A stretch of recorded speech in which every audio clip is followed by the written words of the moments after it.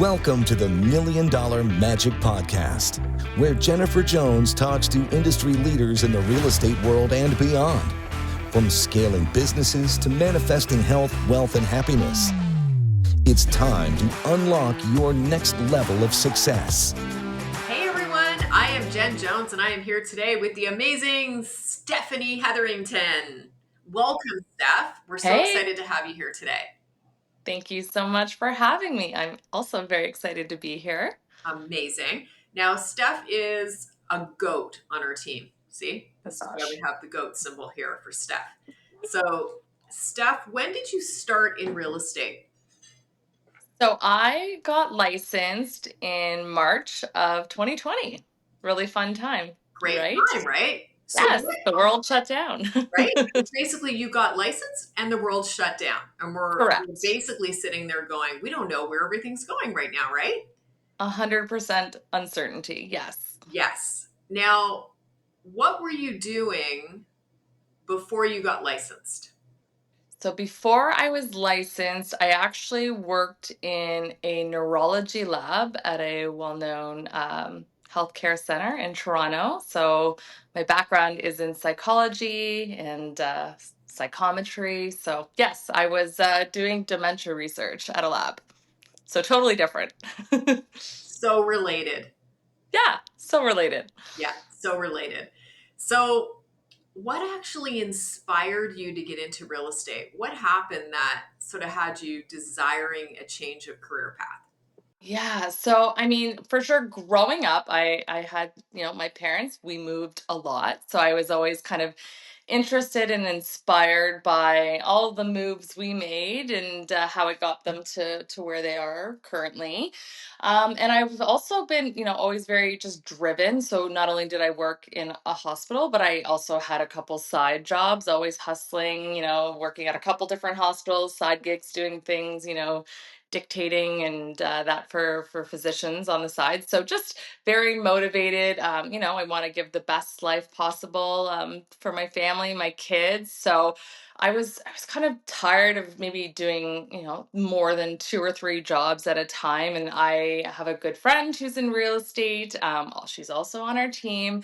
And I saw how, how fantastic she was doing in the business and thought this is just at the point where Oria was starting to close. And it was kind of like, why don't I just give this, whole real estate thing a try? I'll do the course. And if it works out, it works out. And if it doesn't, I'm out, $4,000. So no biggie.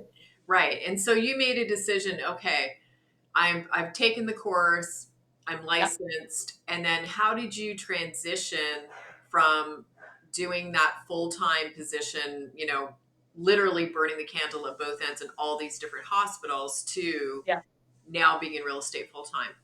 Yeah. So when I first obviously got licensed, as I said, there was a lot of uncertainty there, but I knew I needed to be on a team. So of course did my due diligence, interviewing different teams, seeing what, the best fit would be. And of course found the best fit for me and, juggled both my full-time job and a part-time job and real estate. I would say probably for the first 6 months, again, just because of what was happening in the world at the time. And luckily, working in a hospital, I ended up working from home. So I was able to kind of to do both. But it was a lot of hours, probably close to like 80-hour work weeks by the end of it all, while having a young toddler at home too. So yeah, eventually at that 6-week mark, I remember having, conversations with mentors and, it was kind of like for things to really take off, you're going to have to take that jump. Nothing good comes from staying in that safe bubble. You have to step outside into that fear and kind of take that leap for things to take off. And I mean, that's absolutely what happened.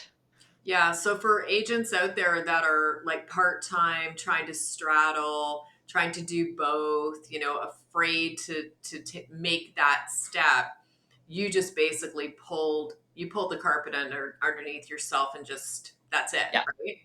Exactly. Yeah. Rip the Band-Aid off and, it absolutely paid off. Again, when you're 100% focused, in something, that's again when the results are going to come. It's impossible to kind of do it all and it to achieve kind of, that higher level of success. Absolutely. And then what was your biggest challenge starting out and how did you overcome that?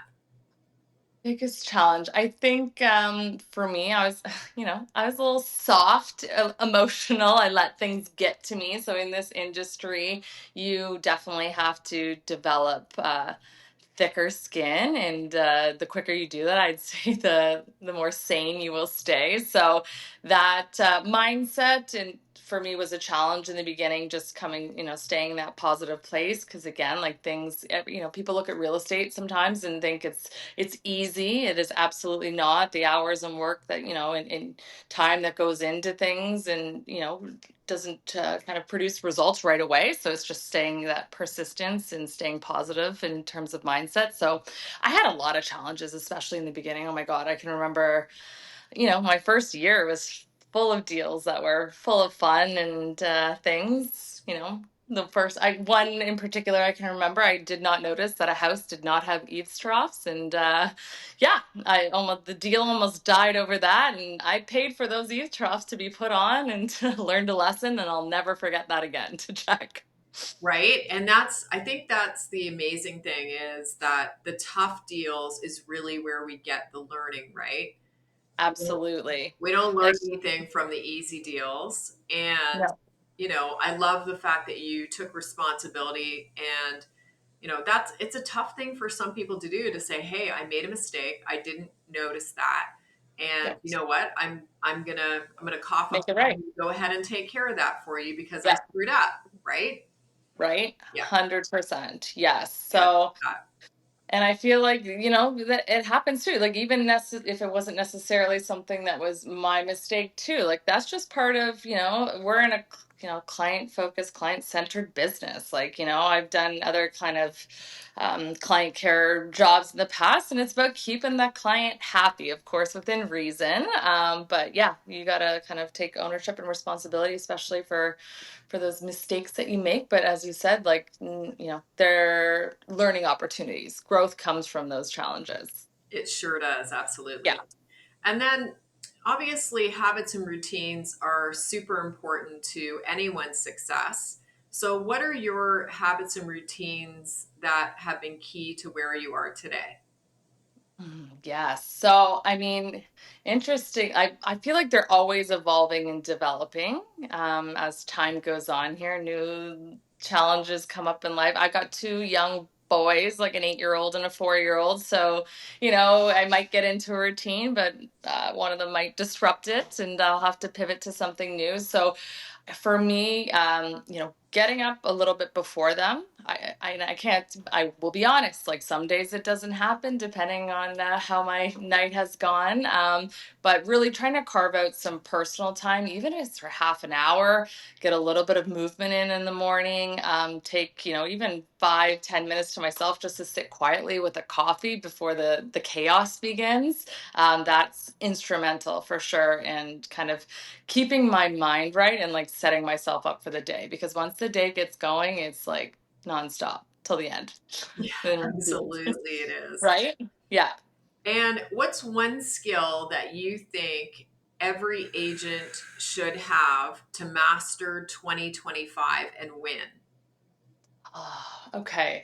A skill to master this year. Yeah, because this year's been a more challenging year, right? We've definitely had some ups and downs in the market. I think staying persistent, because it's in these down markets, we're not that it's down, but I mean in the slower moving markets, you have to really dig deep down into those activities that are going to generate business for the future. So staying persistent with that, and again, it all comes back to mindset, keeping that positive mindset, visualizing all those good things that are coming in the future because of the work that you're putting in today. Yeah, and I love that you're touching on mindset because, as we say, right, whether the market goes up or down, we always outperform the market. And we do pay for the Toronto Real Estate Board stats. So that's the largest board globally. So we're like 77,000 agents, but actually, with the amalgamation of these other big boards within Ontario, we've listed them and creeping up to 95,000 agents, right? And when you look at the production overall, like the past 3.5 years, Toronto, most agents, and we always remain sort of in that top 10 group, right, on the board. Most people are down at least 50%. So it shows you like just that significance of the shift. So how do you, like, any specific things you do to, keep that motivation? Like maybe you have a stretch where, because you carry a lot of listings, you're listing heavy. How many listings do you have right now, Steph? I'm probably around the 10 mark. About a month ago, I was around 16. Yeah, Yeah. So, going yeah. some. So that's good. Yes. How do Maximum. you, when you're not selling some of those, like let's say you're carrying that 17 or 20 listings, you know, and that's a lot of like communication with sellers, making sure that you're messaging information about, like, well, actually, in touch on that. So, what do you do to keep sellers happy? And what does the team do on top of that to make sure that those sellers have enough Right. data, I guess, about Yeah. what's happening? Data and feel like, especially because homes are taking longer to sell, like a more normal amount of time, keeping them feeling like we're doing something, right? We didn't just put the sign up and walk away. So it's all about communication. And thankfully, being on the team, I mean, myself as an agent, I've got my group. I like to set up WhatsApp or iPhone group chats with the sellers so that we're kind of all constantly keeping in the loop. Mondays, of course, we send like us as a team, we send a online performance report showing how the property's doing online statistically, how many views they're getting, how many people are favoriting the property, watching it. So that's like one touch throughout the week. Couple days later, we send all of our sellers, and I do this myself for all of my listings, send the sellers a market report. So it's telling them what's happening in their area, what properties are, comparable currently on the market, and show those, what's recently sold since last week's market report, just to keep the sellers in the loop with any, recent sales, new, competing listings, and ultimately, if it comes down the road to having that price improvement conversation, it helps make those a lot easier because they've seen that data and we're driving it home on a weekly basis. And then we have a great, office staff that checks in with our sellers once a week too, making sure everything is good on their end. Do they need any more listing sheets? Is there anything for the open house they need? Just an extra touch point, because we have found that so many sellers feel like they don't want to bother their agent. So having even the office reach out on a weekly basis is just at that next level of making sure we're all on the same page in communication. Communication is absolutely key. It is. And I think something that's just been, paramount in this kind of market is that, especially that seller report that you're so good at, right? Where you're looking at, okay, what else sold? What is, how does this property positioned against those? Because the market, like for the price for luxury has been trending down, right? So you want to get ahead of it so you can price it right so you're not, so far off by the time the seller's made a decision to actually make a correction. So we like to take the bull by the horns and have those conversations. Yeah, Um, and get ahead of any further corrections yeah, in the and market, even just right? coming up with another plan, like if you're a luxury property right now, and you're not buying another luxury property in the same market, then, maybe if you can, maybe you lease out your existing property. And those have been some conversations that Steph and I have been having with sellers. Do Yeah, you lease the property right now where, you've already moved somewhere else instead of trying to chase the market down? I mean, things are looking better. The Korea reports that came out, that were sent out, are showing that things are picking up a little bit. Um, how long that takes, we don't know. So exactly. we'll Yeah, and see. I think sellers like appreciate that so much too, especially when you offer, alternative solutions like that if they don't have to sell right now, just acknowledging that yeah, maybe it's not the time and we explore other options like leasing, for a year or two. It shows our worth that much more. We're not just there to push a sale, right? We're there to find the best solution for those seller I clients. love that. Yeah. Yeah. And it sounds like you have a lot of routine in your life because you have two young boys, right? Yeah. Is there any mindset hack that you would give another realtor maybe who's struggling with that piece? Yeah, absolutely. For me, because I definitely struggled with that in the beginning of this career. I actually went and worked one on one with like a John Maxwell certified mindset coach, and did that for a number of months. And I can tell you, like my business went from maybe 100K to tripling that after really diving deep with her and working on that. Yeah, because I was ill-equipped with the skills to handle what was happening in my head, and that was instrumental in what took me kind of to that next level. Yeah, and it's so important. I don't think people realize that your mindset, like if at the end of the day, no matter how much business we give an agent, like we're handing over clients, if you don't believe in yourself, if you have limiting beliefs, it can be difficult to actually transform that into business, right? Yeah, So that's, we believe strongly in that mindset coaching, training, all of those things, like really investing in yourself, right? So that you can be everything that you were designed to be in this lifetime, right. right? Yeah, Love it. absolutely. So that's very important. Your mind has to be taking care of yourself, like mind, body. Yeah, is paramount in order to kind of taking, your success, like employment wise, to that next level, to the whatever level you want to achieve. Really. Yeah. Yeah. And I think also that idea of like something that you have mastered is that, emotional equilibrium, right? No matter what is going on with your clients or other agents, you always maintain calm. There's never been a time that you've ever appeared to be flustered, right? So, Sure. Yes. why do you think Behind the that's scenes, important? maybe that's different. Right? But why do you think that is important? And how would you suggest that another agent work on that skill? hmm Yeah, I mean, I feel like you have to, in order to, there's lots of ups and downs, lots of emotions within this business. And in order to kind of even protect yourself, ultimately, I feel like you have to kind of maintain that even keel, that even balance. I feel like, there's that saying, like, if they've got you mad, you've been had. If they made you sad, you've been had. So, like, again, working with that mindset coach, I'd had enough of being had essentially. And so really keeping, again, that positive outlook, understanding that, challenges come.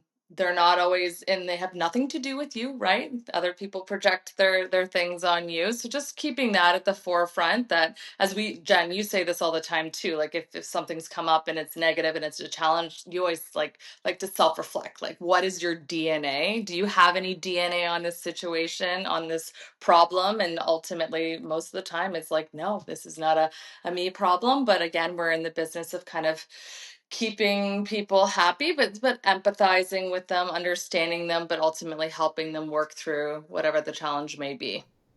Yeah, exactly. And I think we can't help them if we go down into the rabbit hole with them, right? It's like, if you don't maintain calm, you can't come up with solutions because ultimately that negative emotion or stress or anxiety that people have, they can't think right in that moment.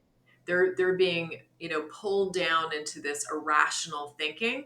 So you have to be the voice of reason. You have to be that calm energy that is allowing those solutions into your mind so that you can help the client. You actually don't help people by jumping down the rabbit hole. Like, they call you like, oh my God, the deal's falling apart. If the agent's saying, they decide going, oh my gosh, it's so bad. Like, oh my gosh, this is just not working, right? Or blaming the other realtor on a deal for things, right? Not being a professional. Those are things that we we do not endorse, right? No, exactly. We can empathize with how frustrating it might feel, acknowledging their feelings and then however, bring it to a solution or some way to positively think about what's just Yeah, happened. we Yeah. don't Yeah. positive solutions. We love positive. So, how are you balancing that pressure of being such a high production agent? And for those of you that don't know, so Steph came on 2025 or 2020, we're into COVID, then things started to take off. So she then, became involved in a very hot market, particularly because we service so many like cottage recreational properties as well.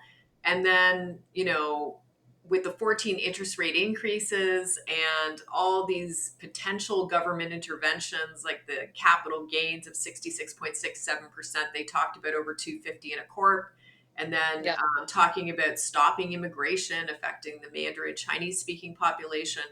With all those things going on, Steph has continued to increase her gross commission income year over year over year, even in a market where technically, if you looked at stats for everybody else, she should be going the other way.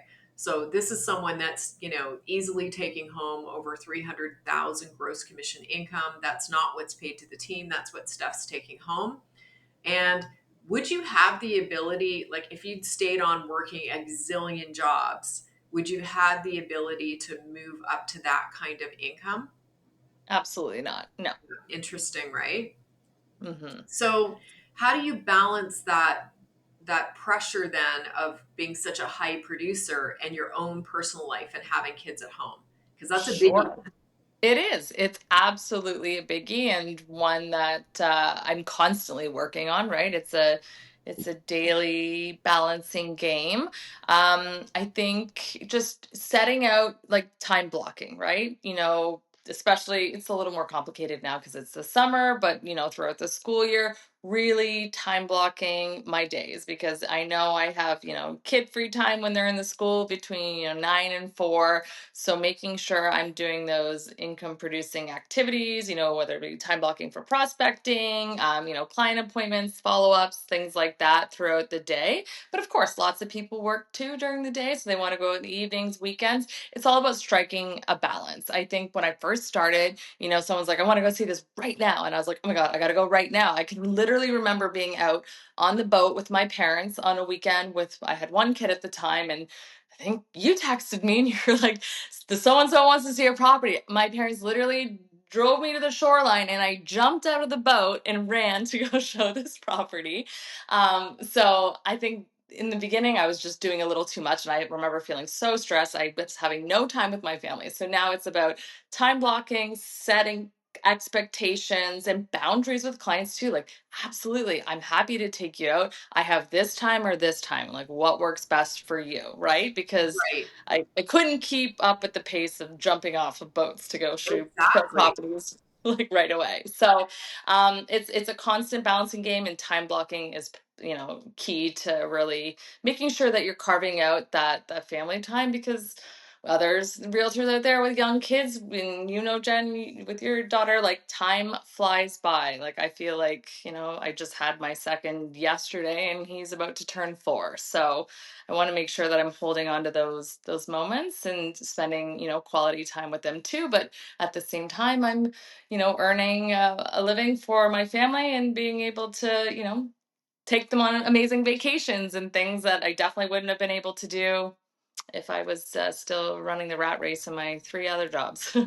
And I think that's what's interesting. It's always an interesting conversation about money, right? Because so many people Hmm. are uncomfortable like saying, I like money, I want money, right? Money, Yeah. but really, what does that mean to you? Like, we see it as an energy transference, right? We service a client, that's energy in. It comes back to us a hundredfold in the way of cash, right? In this case, you never actually touch it. It's in the way of electronic transfer.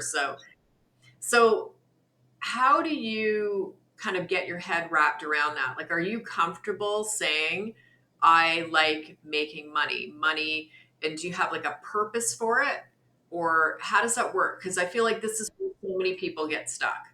I know, and it is weird. I do feel weird sometimes. Like I'm in the fact that I'm pretty open to say, like, I am motivated financially, and that motivation is financial freedom for my future. Like we're in real estate. We see the cost of housing. Like, back when my parents bought, it was a couple, 2, 3 times their annual salary. Now I think, what did the mortgage broker say the other day? It's like 10 to 15 times. Anyways, so what I think about my children and their future, by the time they're ready to buy a home, like how much more their annual salary is it going to be? So really, I'm working to that financial kind of freedom is more for the future of my children. We invested in a duplex property 2 years ago. The plan is another one. I'd like to have, one or two for my personal retirement, me and my husband. And my husband fortunately has a job with a pension, so we're good in that front. But then one for each of my kids too, to be able to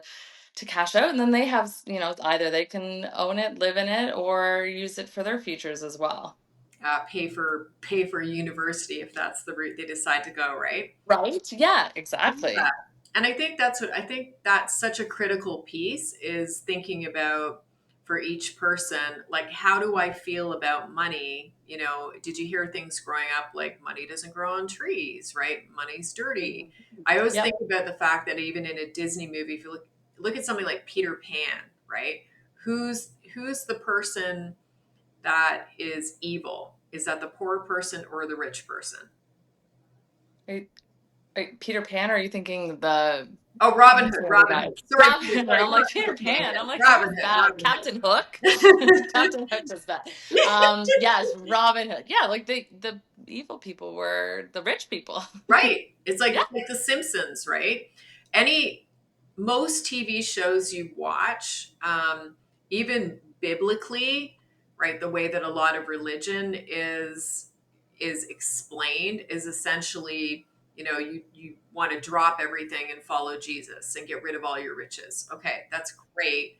And I think about, the opportunity it provides you to provide things to other people. So, like, even with the team, I look at that as more of a ministry where we're able to create, jobs for our whole management team and, all these opportunities for the agents on the team, for stage or our stylist, Tanya Clements, for our photographers, for our, people who print and put up signs. And it just goes on and on and on. So the idea is, does a CEO of, a Fortune 500 company that's employing, 3,000 people have more impact in the world, putting, salaries in people's pockets where now they can put braces on their kids, or the guy who's, very spiritual, lying on the beach, chanting and meditating in California, right?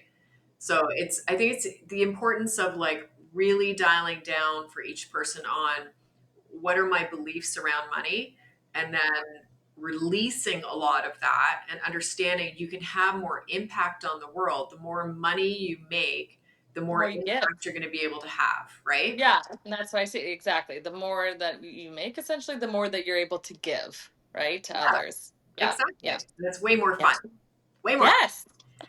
Okay. So, why did you choose to partner with our team and EXP, like, versus the other teams and companies that you interviewed? Yeah, for sure. Because I interviewed a couple other like reputable teams in the, York region. For me, it was obviously I'm very big on like a feeling, a connection. So I ultimately had that with you, and I met you, and just I'm very as a brand new agent at the time. I knew I was going to need the systems and the support, and those are two things that our team is incredible at. You got to where you are today, kind of paving the way and have worked out the kinks to those, especially the systems piece of it. So I'm confident. Like if I had gone anywhere else, I would not be where I am today because of, again, the support and the systems that we have on the team has been instrumental. I love that. And you've been mentoring so many other agents, like new agents and agents that just weren't where they wanted to be, and then have come onto the team as a result. So I think it's amazing how many people you brought along, even going out to listing appointments with them, like under our team assist, right? And helping them convert and understand what the process should be, or going out with buyers. Like, you've invested a lot of time in other people. So thank you. Yeah.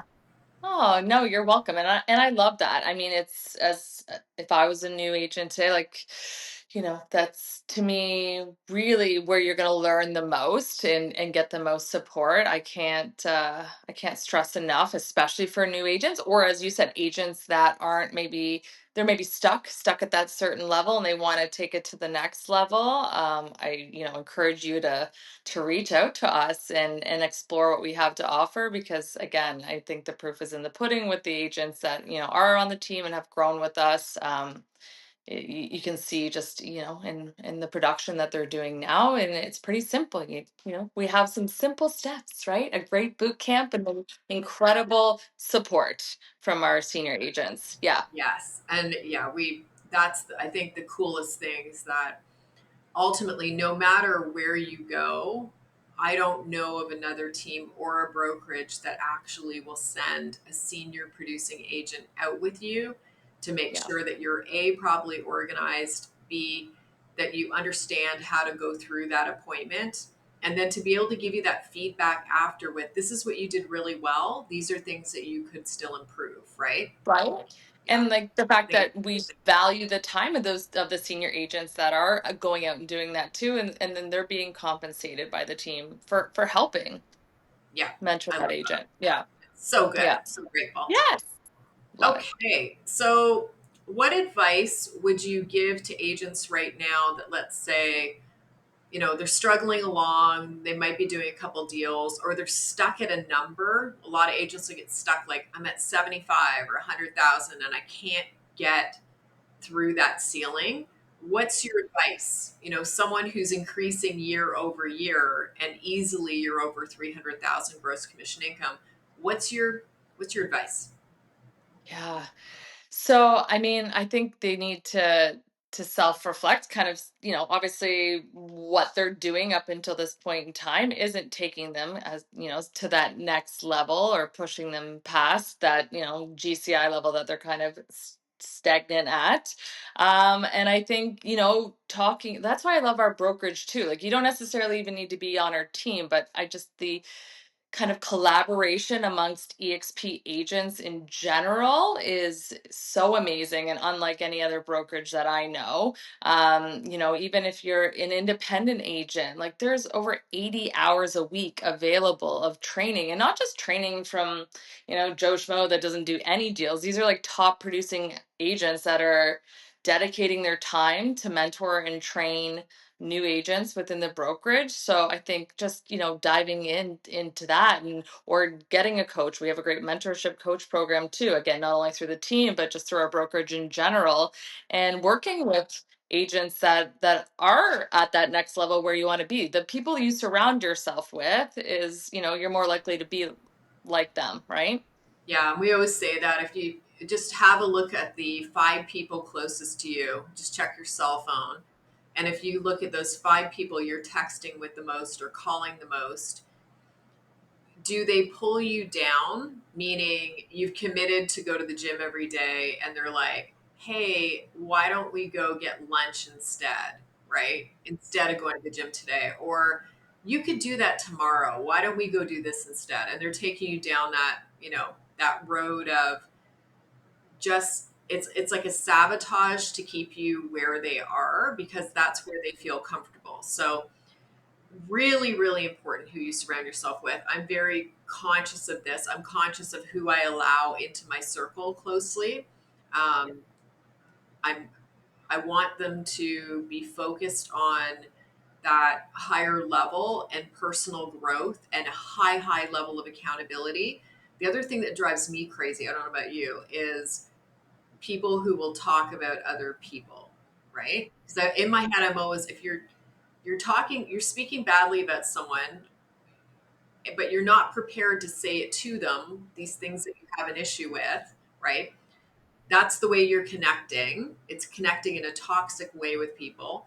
you're just going to take whatever I told you and now you're going to go connect with someone else in that same toxic way, right? So as you work on personal growth and development for yourself, like I don't know about you, Steph, but I found, I've lost various people along the way that weren't, at that level of high accountability and Yeah. desire to improve, right?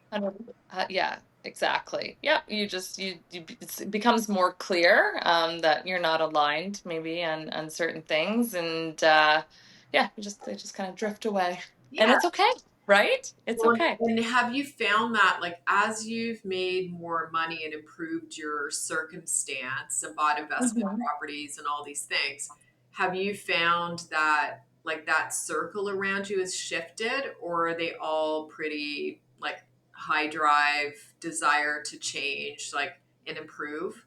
Yeah, for sure. Maybe ever so, ever so slightly, but I've always kind of been someone that's surrounded myself with, a few quality people. I'm not someone that has a lot around me, but yeah, the people that are around me, I'd say, are of high quality and same mindset, goal oriented, and yeah, kind of keeping us all on the same trajectory for what we want for our lives. I love that. That's so great. Yeah. Okay. And the team for sure has introduced me to other people too that, maybe again, of course, of the same mindset. I love our dear Courtney Carroll, and she, when it came to like fitness and keeping on that path and track, I give her major kudos for, keeping me accountable and pushing me. Yeah, and I think that's so important. It's understanding, like, it's not just one area of your life. You don't want to be heavy in one area, because if you don't have that balance, in terms of your health, your wealth, your family and relationships, your personal growth, your spirituality, you need all of these components and to be working on all of those. So we've been, doing a basic exercise of sitting down, score them all, out of a score of a possible 10, 10 being I'm exactly where I want to be, and then figuring out where you need to maybe spend more time to get things going. Well, and also, like, at the beginning with your real estate career, we always say, like, you're an entrepreneur at the end of the day, and an entrepreneur would typically spend 5 years building their business, which means imbalance of life. So you're going to spend way more time that first 5 years with imbalance until you can kind of rebalance and take some of that time back. So has that been your experience, Steph? It's been about 5 years.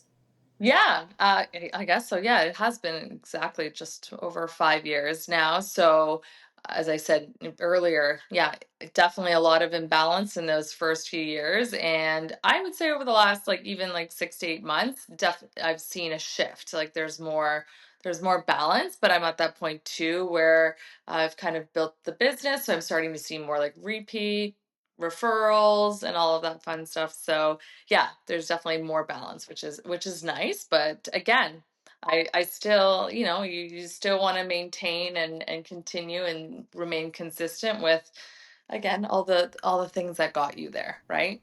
Yeah, and it's interesting. Like, I would say you have such a high level of accountability, like self accountability. And what's interesting is, like, even we do these follow up boss reports. So for everybody out there, so Steph knows that system inside out. She is by far the best human being operating that system. But what's interesting is we send reports out once a week to score the agents on their own leads, right? So the business that they're working, that has been given to them by the team, and so many agents push back, right? Well, I did this, or I didn't do that, or like it's somebody else's fault, like that whole energy. And what I found with you is you go to this very highly accountable place. You rarely ever step off that track, but you're so accountable. So what would your advice be to other agents that, are struggling with that ability to be accountable, in terms of how is it affecting their success, right? Hmm. Yeah. So, I mean, I think it's a struggle for people to hold themselves accountable, and ultimately, you need to. I like to partner up with someone that's going to keep me accountable in whatever it is. And I know with our team, we have morning accountability meetings. So for those agents that are really honestly wanting to step something up or struggling with something and need that little extra push, that accountability, we have that, we offer that. And again, I have, depending on what it is in my life, I have people, whether it be my husband or friends or the team, if it's work related in some respect, like keeping me accountable. Like there's a reason we have that standard or in that we've set, and it's ultimately to provide, if it's work related, the highest kind of client care, customer service. So, and if I'm not meeting that, someone's going to let me know and I'm going to do better. Simple as that. I love that, right? Though it's like someone will let me know and I'll do better, right? Yeah. Yeah. So I think that is such an important piece of like not getting into that blame game of it's not my fault, it's this, it's that. If you want a very high level of success, you need to learn to be like ridiculously accountable for everything that goes on. And, I've talked about, working as an individual agent. I had Sarah that I brought on my second year. So Sarah Park, my assistant, who's been with me for like 10 years. I'm so sorry, Sarah. Amazing. I love you so much. But to have someone like I was super accountable to clients, and then I had to be accountable to this amazing human being I'd hired, right? But what's happened is the more success you have, you actually become accountable to way more people, right? So Hmm. it's to understand at a basic level, we have a choice as a team. We can either choose, and you have these conversations with agents every week. It's we can either love you into success or we can love you into failure. Which do you choose, right? Right. So the reality is we can hold you accountable and that's going to be loving and you're going to become successful. Or we don't have to hold you accountable. We don't even have to ask you to show up for anything. And then ultimately, you are unlikely to succeed not being Mhm. accountable to yourself. And then you fail, right? Right. So it's such a simple thing, but I feel like that's a big piece for agents to get at the beginning is Yeah. is that Just get self past that. accountability. Yeah, because a lot of times I find, people take it personally, they feel attacked, micromanaged, but really again, as you said, we're helping you. It's an opportunity to learn and grow from it. And yeah, I think if more agents kind of saw it that way, Yeah. It's things like would it's happen. like, you get on a weight scale, like for Yeah, me, okay, my weight's gone up. Like, what do I do? Like, it's your fault. right? Right? Well, like, It's right? like yelling at a scale and saying it's your fault, ultimately for yeah.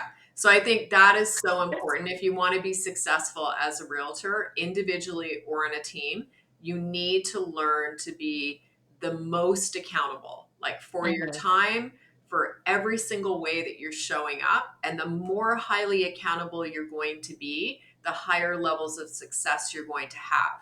The Yeah. most accountable agents within our team, and we have over 50 agents, are the ones that will hold themselves the most accountable, right? Hmm. And that's just Yeah, the way it is. without doubt. Yeah. Okay.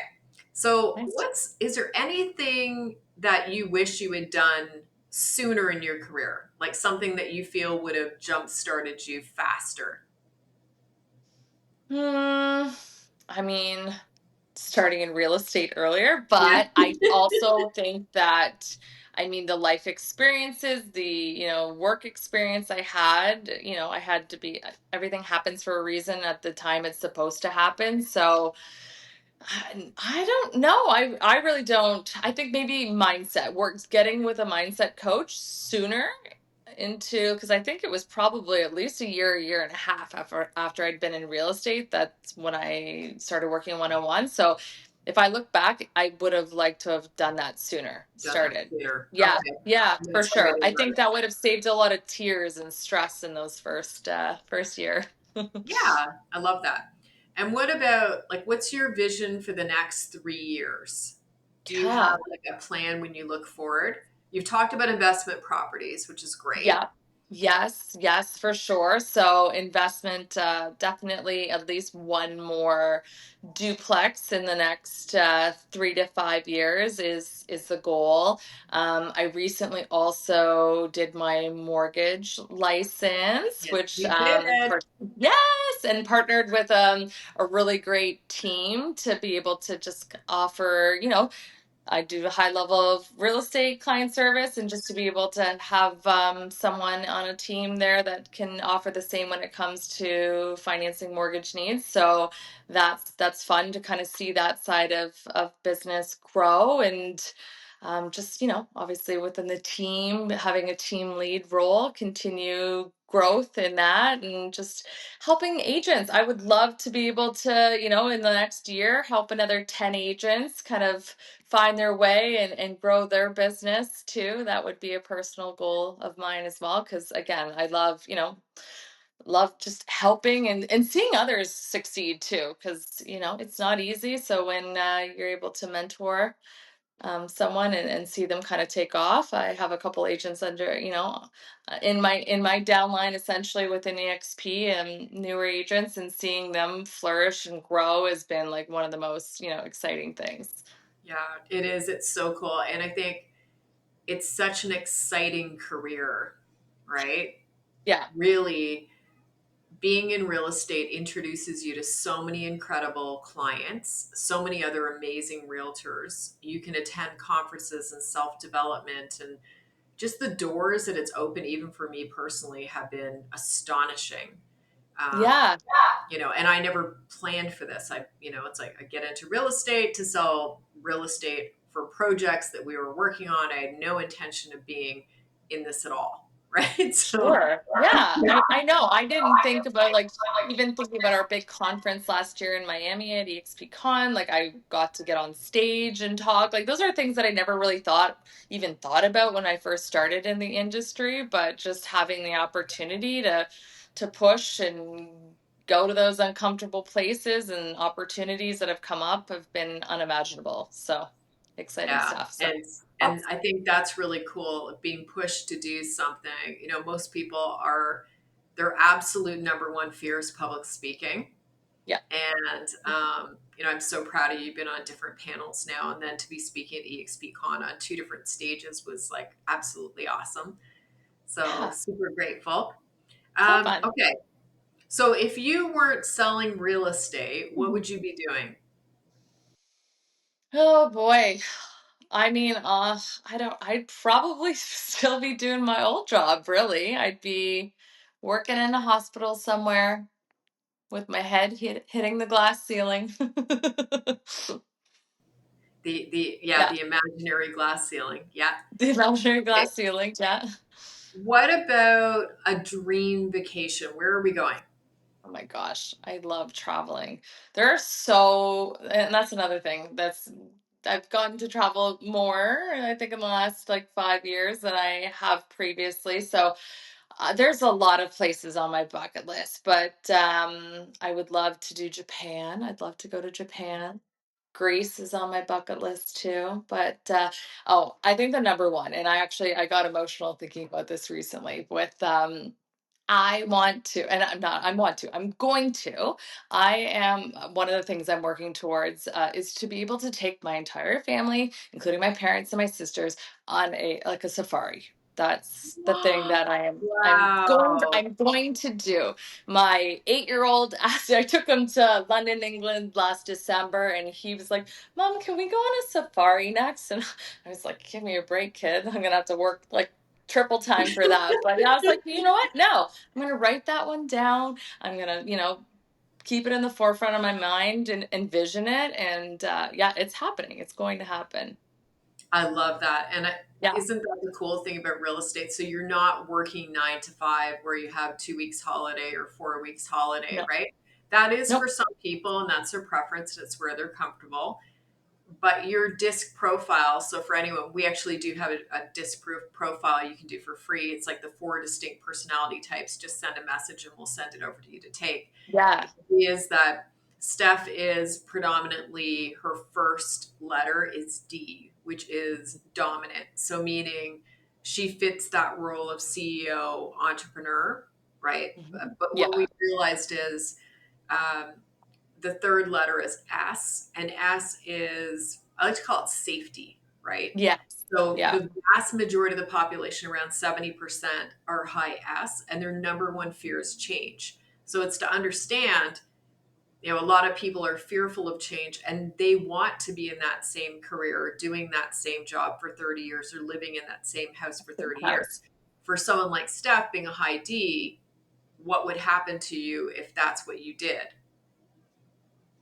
It would be miserable. You'd be miserable, yeah, because Yeah. you Yeah. don't have that constant growth and stimulation and like demand No. on yourself to do something more, right? For sure. I'm definitely more, I think, and I wasn't so high D, I think in the beginning, but I've morphed into it a bit more. But yeah, even with like new opportunities that have come my way, like even with our investment property, an opportunity came up for me to do this great thing called the Smith maneuver and cash damming, and this great kind of investment opportunity. And like I know a lot of others that would be like, "Oh, I gotta sit down, I gotta think about it." I was more like, "No, sounds great, let's do it. Like, what's the worst that can happen?" That's kind of how I roll these Right? days. Yeah, which is You gotta amazing. jump, right? Because I jumped in real estate and great things happen. So, I just continue Yeah. to jump and try these new opportunities and things that are coming. You know, and so in my own personal relationship, so I'm a D. My husband Keith, who most people know, is also a D, which is fascinating and interesting in itself. Um, but I would still say I'm my gas in the relationship. In a car, I would be the gas, and Keith Mhm. is the brake, right? So, do you have that in your relationship with your husband Ted as well? Yeah. Um, Definitely. I mean, I would definitely be the guy. He's a little more logical and, as you could call it, the break. Not logical, but likes to take a little more time to make decisions. Yeah, However, I think we have a good balance. He's very much just trusts that I know what I'm doing. He knows I'm smart, and whatever decisions I'm making is probably a good one. But yeah, we definitely, you gotta have a little bit of a balance, because if we're yeah. on the gas all 24/7, we'd have whiplash. Right? There'll be a little bit of Right. whiplash. That's Yeah. true. Yeah. Yeah. Yeah. So it's interesting. I always figure there's usually like one person that's typically one way and one the other. So for that balance. Okay. So do you have music you listen to that would like hype you up and bring your whole energy up prior to going into an appointment if you were, let's say, feeling a little lower? And if so, what Yeah. would that be? Oh yeah. I mean, I don't think there's any particular song, but I can, some days are different, and if I just feel like energetically I'm lower, I'm gonna probably put on some 90s hip hop, early 2000s, anything that I would have danced in the club to back in the day, just to really like get my energy up, bring back that high feeling without being high, and just feeling good, because you gotta show up, positive, energetically. People are going to Yes, pick up if you walk in and if you feel like garbage, you probably look like garbage. So yeah, just really, just anything to get my energy up, and it's probably anything from the 90s, 2000s. Yes. I love that. Yeah. I'm a Yeah. flow rider gal. Yeah. There I you feel go. like Flow it, rider. right? I Yeah. just think it's so important the energy you show up with, and, you know, never becoming so complacent and so bored with the job and stale that you Hmm. don't have enthusiasm about what you're doing. Because really, I mean, it's the coolest thing. This job, you get to go into all these different amazing homes, meet all these incredible Cool people. people from all different walks of life who have different perspectives, different thoughts on things, different occupations, and you're able to build something, like actually like Steph, go and buy investment properties, and through even the mortgage brokers that we work with a lot, Steph was able to learn the Smith maneuver and then do cash damming, and like it's just amazing. There's so much opportunity. So I feel like if it's a career you were considering, ignore your friends and family that are saying it's a bad idea, right? Even when Yeah, you know, absolutely. when you got in, Steph, there was like 76,000 realtors that were on Hmm. the board, right? Who was to say that you were going to be successful, Yeah. S- Statistically, I had a low chance, right? right? Yeah. Yeah. Exactly. Statistically, Yeah. you would have a low shot.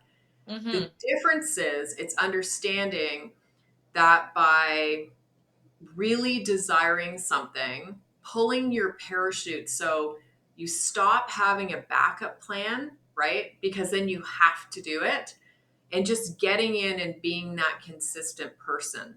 And I think, being with someone that's going to be able to help hold you accountable, that you willingly allow yourself to be held accountable to show up, right? Because Yeah. if you can't do that, you're not going to succeed in this business. Like, No, you're going to be exactly. in, you're going to be out, right? Hmm. So And it's going to be if you frustrating. So, can, right?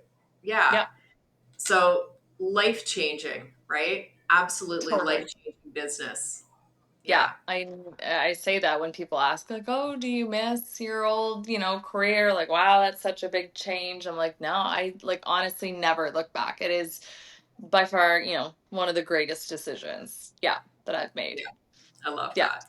Yeah. Well, how do people get a hold of you? So if there's agents out there that are struggling, or, new people getting into real estate that want to be able to have that mentorship and your support to help them succeed, what's the best contact for you? For sure. For me, send me an email, Stephanie at jj.team. You can find me on Facebook, LinkedIn, Instagram, Stephanie Hetherington. I'm pretty easy to find, I think. Google me, you'll find me. There's no other Stephanie Hetheringtons that I'm aware of. So, yeah. Yeah, and we'll make sure if you reach out to me and you're looking to get in touch with Steph, we'll set that up as well. Well, I'm so grateful for the time that you've given us today to share your amazing, incredible success that you've had. You're just such a superstar, and I'm so proud of you. So thank you so much for spending this time with me today, Steph. Well, thank you so much for this opportunity. And of course, I'd like to take, the second here that, I definitely wouldn't be where I am today in real estate if, we hadn't sat down and talked. And I owe a lot to you and for your mentorship and guidance. And you've been such a wonderful light to follow. You're so sweet. I love you. I love this woman.